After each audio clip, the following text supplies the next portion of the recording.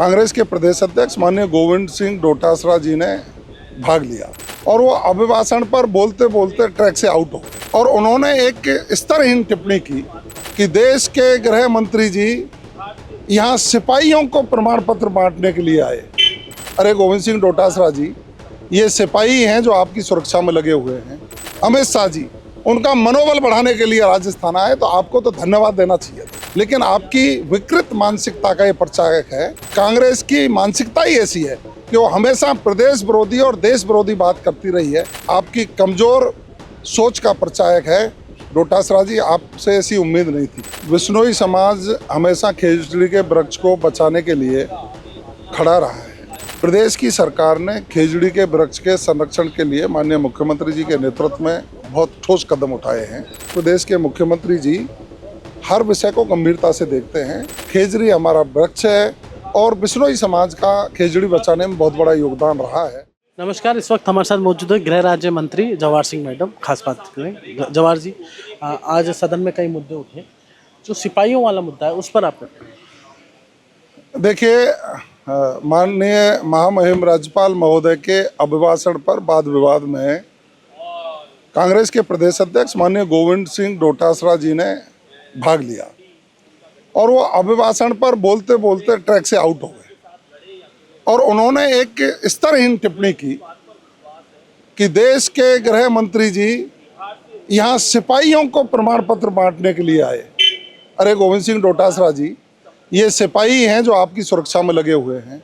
ये हमारी राजस्थान पुलिस का सिपाही है जो रात के अंधेरे में, तपती दोपहरी में अपने परिवार की शादी को छोड़कर, तीज त्योहार को छोड़कर राजस्थान की आंतरिक सुरक्षा में लगा रहता है।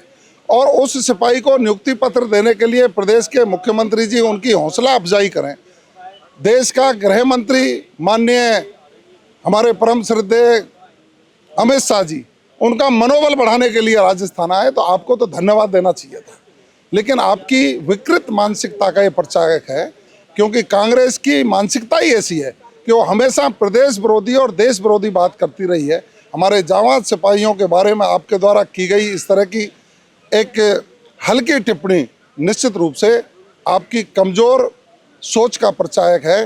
डोटासरा जी, आपसे ऐसी उम्मीद नहीं थी, क्योंकि हमारे प्रदेश के सिपाही पर हमको गर्व है जो कानून व्यवस्था की संरक्षा सुरक्षा के लिए हमेशा कर्तव्य निष्ठा से खड़ा रहता है। साध्वी जी का निधन हुआ है, कोई कह रहा है आत्महत्या की है, कोई कह रहा है कि संदिग्ध मौत हुई है, उस पर क्या कहना है? देखिए, साध्वी प्रेमबाई की मौत के बाद जिस तरह के सवाल खड़े हुए, हमारी पुलिस ने वहाँ SIT का गठन कर दिया है और सोशल मीडिया के माध्यम से व्यक्तिगत रूप से जो भी कोई इनपुट जिसके पास भी हैं, प्रत्येक बिंदु और प्रत्येक पहलू पर हम उसकी जांच करवा रहे हैं। SIT गहनता से जांच कर रही है।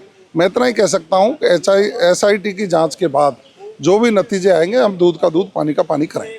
सर, एक अंतिम सवाल। सर, पूरा राजस्थान का विश्नोई समाज बीकानेर में जुटा हुआ है और वो कह रहा है कि खेजड़ी का वृक्ष अगर कोई काटेगा तो उसका जो कानून है वो सख्त किया जाए, सजा का प्रावधान लाया जाए। इस पर क्या राज्य सरकार कुछ सोच रही है, क्योंकि वसुंधरा राजे ने भी ट्वीट किया है पूर्व मुख्यमंत्री जी ने? देखिए, विश्नोई समाज हमेशा खेजड़ी के वृक्ष को बचाने के लिए